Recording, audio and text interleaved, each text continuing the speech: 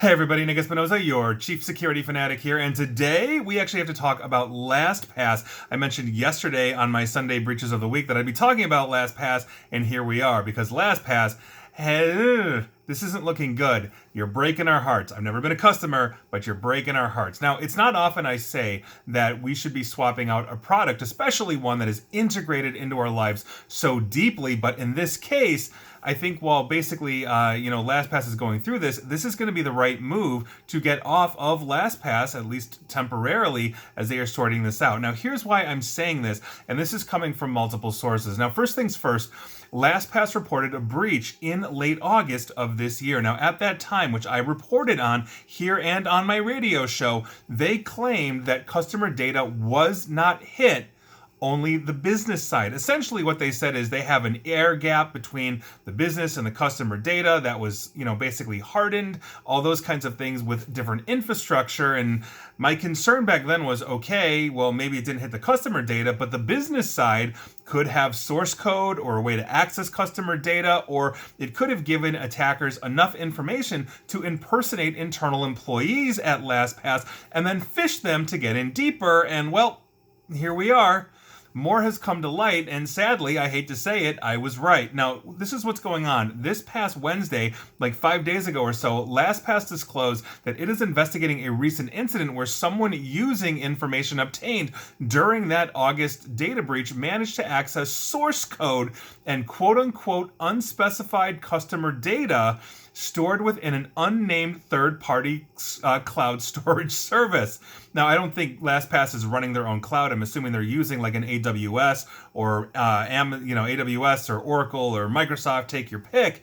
So I'm assuming it's talking about one of those, but this is a huge problem. LastPass did not disclose what kind of customer data the attacker might have accessed, but maintained that its products are fully functional. That's great. My car can be fully functional and still be leaking gas. My car can be fully functional and still have a window that won't roll down. I mean, so come on now. For the record, in preparation for basically my yesterday's Breaches of the Week video/podcast, one of my colleagues, Chris Fallon, tagged me and alerted me to a post in LinkedIn by one of his connections, Alan J., who shared a screenshot, and Alan J. wrote, and I quote, "Yesterday I had 2 notifications. A third party had attempted to log into my LastPass account after recent company breach." Now, he also displayed a picture of the notice, and the notice mentioned, and I quote, "We immediately launched an investigation, engaged Mandiant, a leading cybersecurity firm, and alerted law enforcement." They went on to say, customer service, blah, blah, blah, but that was the critical piece of this. Now, they also, on top of that, said in a Twitter post, which is also in the alert that Alan posted, and I quote, "We recently detected unusual activity within a third-party cloud storage service, which is currently shared by both LastPass and its affiliate Go2.